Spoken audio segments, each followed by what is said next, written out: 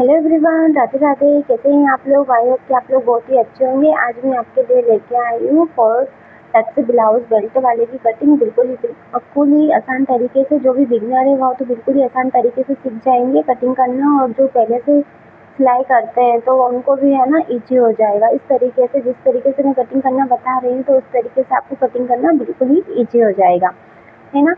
और जब मैं कटिंग बताई हूँ, साथ ही साथ आपकी जो झोल आने की प्रॉब्लम है वो भी पूरी खत्म हो जाएगी। चलिए करते हैं हम कटिंग, ठीक है। कटिंग करने के लिए हमें क्या चाहिए? सबसे पहले अस्तर चाहिए। ये जो पिंक वाला ब्लाउज है उसकी हम कटिंग करने वाले, तो उसमें सीजर चाहिए, इंच टेप चाहिए, और हमें मार्किंग करने के लिए चौक चाहिए। ओके। अब हमें सबसे पहले अस्तर वाले कपड़े को लेना है, उसको हम फोल्ड कर लेंगे। तो फोल्डिंग वाला जो हिस्सा रहेगा वो हमारी साइड रखेंगे, और जो ओपन वाला हिस्सा है बाहर की साइड रखेंगे।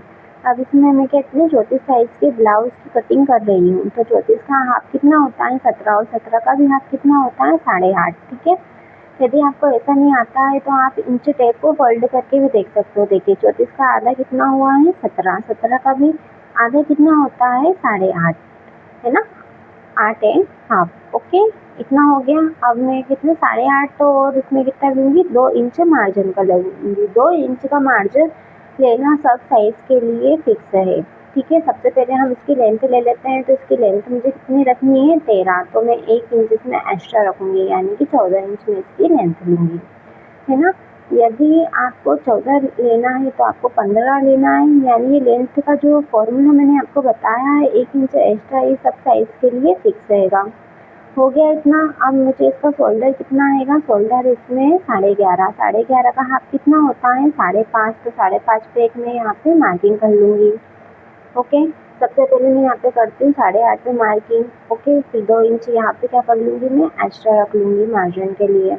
फिर 5.5 पे मैं यहाँ पे मार्किंग लगाती हूँ। 5.5 पे मैंने मार्किंग करने के बाद में मेरे 2.5 इंच का तो क्या हो जाएगा? नेक हो जाएगा, और 3 इंच की क्या हो जाएगी? कंधी हो जाएगी। क्लियर हुआ इतना? यदि आपको डाउट है कि किस प्रकार से हम मार्किंग करते हैं, किस प्रकार से हम मेजरमेंट लेते हैं, तो अब आपका यहाँ डाउट खत्म हो जाएगा। ओके, तो मैं यहाँ पे क्या कर रही हूँ? 2.5 इंच पे नेक का निशान लगा दे, और 3 इंच पे शोल्डर का।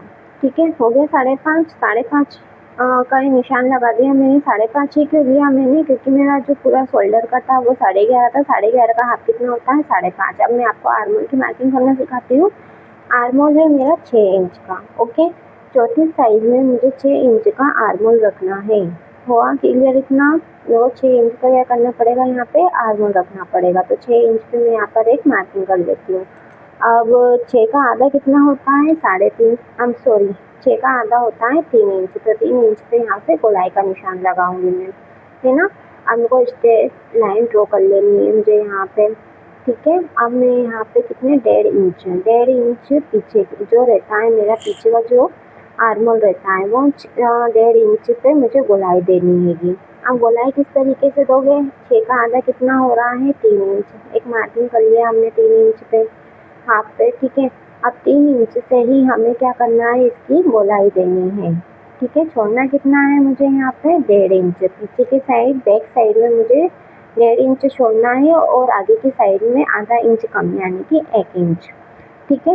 यहाँ गलती बहुत करते हैं बिगिनर। यहाँ आपने यदि गलती सुधार ली है ना, तो आपका बिल्कुल ही ब्लाउज में जो झोल आने की प्रॉब्लम है वो खत्म हो जाएगी। अब क्या करना है मुझे? जो मेरा नेक था ऊपर से तो 2.5 था, अब नीचे मुझे कितने 10 इंच का रखना है। 10 इंच पे मुझे मार्किंग कर ली है, और नीचे से 3 इंच का छोड़ना है, ठीक है। या 3 इंच का छोड़ने के बाद में एक स्ट्रेट लाइन मुझे ड्रॉ कर लेनी हैगी। ओके, अब ड्रॉ करने के बाद में जो मैं इसका नेक का जो गला है पीछे वाला, वो मैं कैसा दूंगी? मटका गला दूंगी। किस तरीके से मार्किंग करनी है देखिए आप। मुझे मटके गले देने के लिए आधा इंच ऊपर से थोड़ा सा, है ना, गोलाई में देना है। जैसे मटके का कैसा शेप होता है उस शेप से, और नीचे से 1 इंच पे मुझे गोलाई दे देनी है। ये हो गया बिल्कुल हमारा। देखिए इस तरीके से मार्क करके हम बिल्कुल ही शेप दे देंगे, है ना। एक बार मैं देख लेती हूँ। अब मुझे लेनी है किसकी मार्किंग कर रही हूँ? वेस्ट की, यानी कि कमर की। कमर कितना है मेरी? 28। ओके, 28 है तो मैं 28 का हाफ कितना होता है? 28 का हाफ कितना होता है? 14। और 14 का भी हाफ कितना होता है? 7। 7 में एक 1 इंच मुझे एक्स्ट्रा लेना है, क्योंकि हम पीछे के साइड में जो क्या लगते हैं टक्स लगाते हैं उसमें 1 इंच का लेते हैं, तो इसलिए 1 इंच मुझे यहाँ पे एक्स्ट्रा लेना है। तो कितना होगा 8 इंच। 8 इंच पे मुझे मार्किंग करके एक स्ट्रेट लाइन ड्रॉ कर लेनी है, ठीक है। एक सीधी लाइन खींच लेनी है और 2 इंच का मार्जिन लेके फिर से मुझको एक सीधी लाइन खींच लेनी है। पीछे का जो मैं डॉट लगाऊंगी वहाँ कितने पे लगाऊंगी 4 इंच।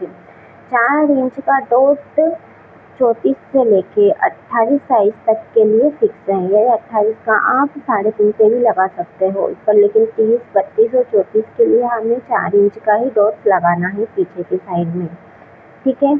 अब मैं वो एक सीधी लाइन ड्रॉ करने के बाद में देख लेती हूँ कि 14 इंच का ही आ रहा है, पूरी लेंथ 14 इंच की आ रही है। उसके बाद में यहाँ पे क्या कर देती हूँ, मैं कटिंग कर देती हूँ।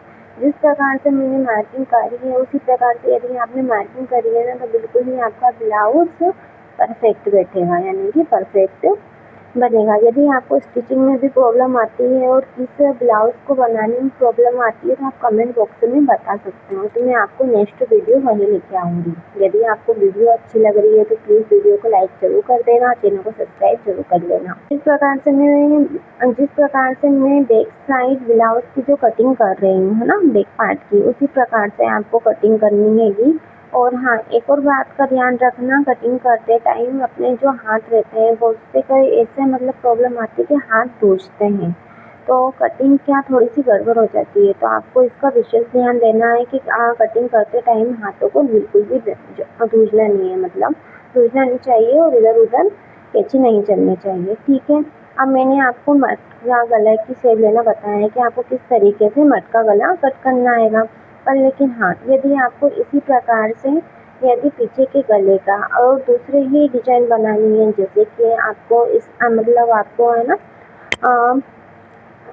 सर गोल डिजाइन बनानी है, तो आप ऊपर से लेके नीचे ऐसे गोलाई में कर दोगे। ऊपर से 2.5 इंच का ही लोगे, आप बिल्कुल भी शेप नहीं दोगे। यदि 5 शेप में देना है तो 5 शेप में ले लेना है आपको, ठीक है।